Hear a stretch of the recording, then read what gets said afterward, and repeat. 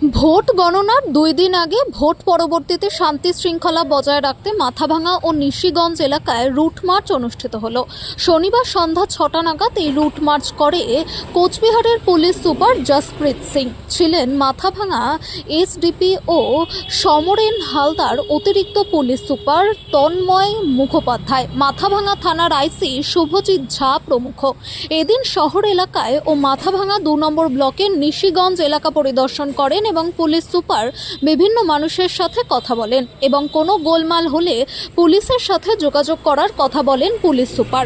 এদিন কোচবিহারের police super Jasprit Singh জানান, শান্তিপূর্ণভাবে ভোট গ্রহণ শেষ হয়েছে এবং ভোট পরবর্তীতে যাতে কোনো গোলমাল না হয় তার জন্য পুলিশ মোতায়েন রয়েছে এবং টহলদারি জারি থাকবে। কি এখানে 23 তারিখে ভোট হয়েছিল ফেজ 1-এ। তো ফেজ 1-এ কুচবিহারে ভোট হয়েছিল, খুব সুন্দরভাবে হয়েছে।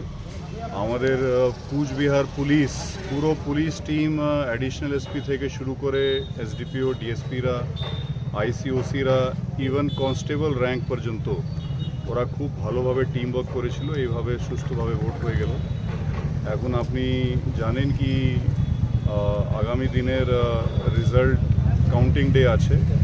তো কাউন্টিং ডেও আমাদের ভালোভাবে অ্যারেঞ্জমেন্ট করা হয়েছে। একটা পুলিশ অ্যারেঞ্জমেন্ট আমরা করেছি, যেখানে স্টেট ফোর্স, সেন্ট্রাল ফোর্স সব মিলিয়ে আমরা প্রত্যেক সেন্সিটিভ এলাকায় ওদের ডিপ্লয়মেন্ট আছে।